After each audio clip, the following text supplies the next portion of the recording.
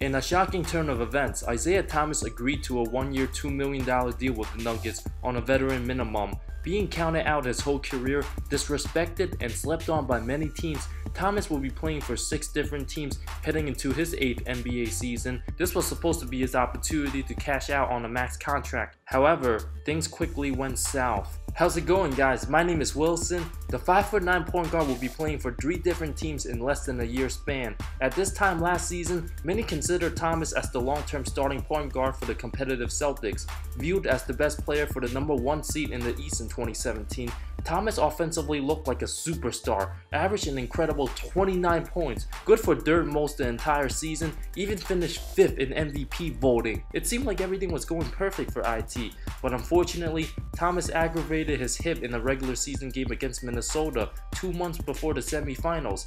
IT hurt it again during Game 6 against Washington, managed to play through it.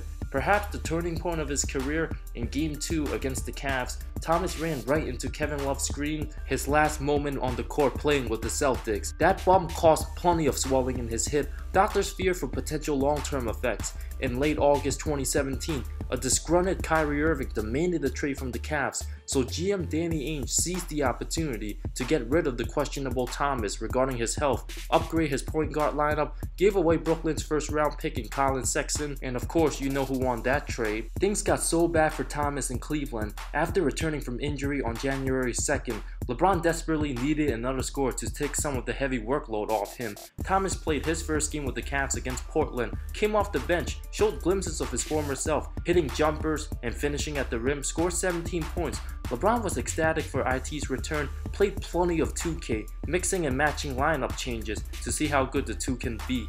Sadly, they were pretty awful together. James and Thomas had no chemistry on the court together. After starting 2-0 in Thomas's first 2 games, they went 5-8 in Thomas's final 13 in the Cavs uniform.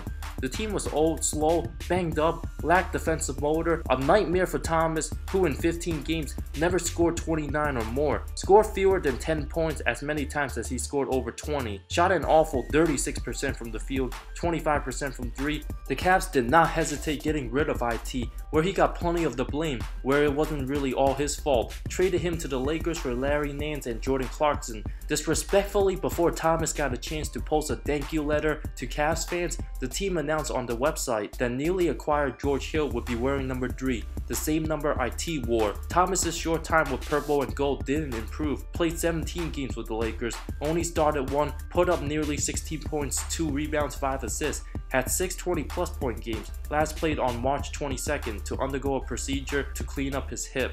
Isaiah's hip problems turned out to be a major concern, leading many teams to not sign him. Turning 30 years old next season, a lot of Thomas's game relies heavily on his athleticism, quickness, and movement to create space, only 5'9", where it will be very difficult as he ages. Defense will always prove to be his biggest liability. Don't give up on Isaiah Thomas just yet, as he's steadily progressing in rehab, given his adversity, overcoming all sorts of obstacles throughout his career. If you think one hip injury is going to cost IT over $100 million in salary, I think you'll be gladly mistaken. Thomas is no stranger to proving himself to doubters. Ever since he was a kid, proving nothing was impossible, Thomas defied all odds. Unrelated to Pistons legend Isaiah Thomas, his father James made a bet with a friend that if the Lakers would beat the Pistons in the '89 finals. After losing that bet, James kept his promise to name his son Isaiah Thomas, while his mother Tina changed up the spelling to match the Bible's version. As millions of kids have aspirations in one day making the NBA, once they realize they're not even close to 6 feet,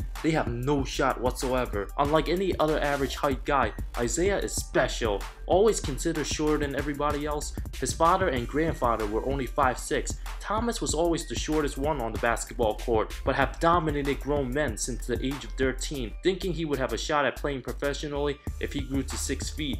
The young Isaiah would always feel devastated when doctors say he won't grow past 6. So as a teenager, he used to hang from a chin-up bar for hours at home, believing it will stretch out his body to try to be taller in any way he can. His lack of size, however, didn't bother him.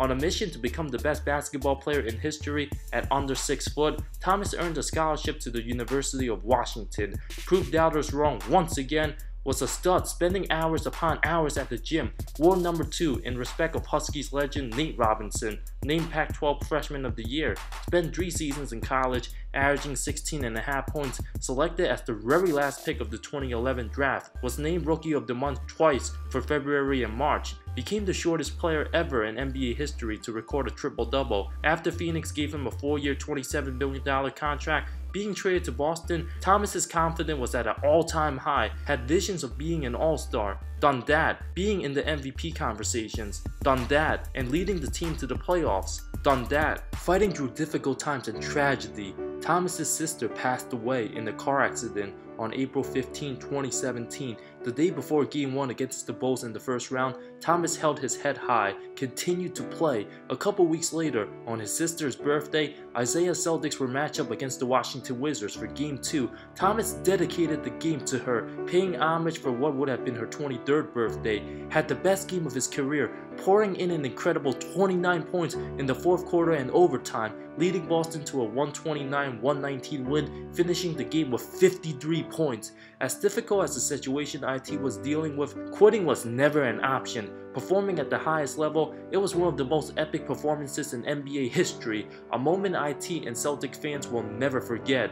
Right before that game, Thomas underwent oral surgery on his broken tooth, spending 3 to 4 hours at the hospital, unsure if he had the energy to suit up. Once Thomas hit the arena, it was go time. Thomas left all his emotions on the line, played with all heart and determination. And yet, 15 months later, Thomas will settle for a 1-year minimum deal, a very lethal scorer, even if he's lost a little step, and his great Boston days are likely over. Perhaps no player in NBA history dealt with as many challenges looking to prove himself year after year after year to finally be rewarded. Sometimes it's just bad timing. You got guys like Chandler Parsons making $24 million next season, averaging 3.2 IG posts per game, and Yam Nahimi making $16 million. Sometimes life's just not fair. In the coming months, Isaiah will get a fair shot at performing likely as a sixth man for the likely playoff Nuggets as he'll reunite with head coach Mike Malone, who coached him in Sacramento, where IT averaged 20 points a game for the first time in his career, averaged between 17 to 21 a game next season, get timely buckets at crunch time, dealing with a lost year under his belt. You bet Isaiah Thomas knows this is likely his final opportunity of his career, where next season he'll be able to cash out a deserving high 8-figure contract. Although it's very unlikely IT will get his $100 million offer he wanted, if Thomas stays healthy, plays at least 70 games, around 30 minutes of action, and put up points, you bet there will be a bunch of teams offering him something like a 3-year $55 million deal or a 4-year $75 million. Nothing too crazy, but fairly justified. Looking to prove himself for the 8,000th time, worthy of NBA attention as an undersized underdog, counted out for most of his career, Thomas is a prime example to all hard workers out there that the grind simply doesn't stop. Nothing comes easy in life, and when it knocks you down, you climb right back up. And always be prepared for every opportunity given. From a 22-year-old kid who had to prove to beat out lottery pick Jimmer Fredette for minutes in Sacramento, to being a Boston icon and now a villain, Thomas will look to coexist with leader Nikola Jokic in Denver, who is an amazing passing center, will find Thomas for some spot-up threes, play off the ball, and get open off screens. The lineup of Will Barton, Jamal Murray, Gary Harris, Paul Millsap, and Jokic, with IT coming off the bench, is solid enough to win at least 50 games in the West, probably a top 6 seed, where I can see Thomas flourishing under Malone's system, a high candidate for 6th Man of the Year. Thank you so much for watching this video. Do you guys think Isaiah Thomas will have a bounce back year with the Nuggets? I absolutely believe he will, as we learn to never doubt the heart of Isaiah Thomas. Let me know in the comments below. I talk NBA comparisons, amazing storylines, NBA history, and anything basketball that will interest you. If you love the NBA, subscribe to my channel. More good stuff coming soon. See you next time.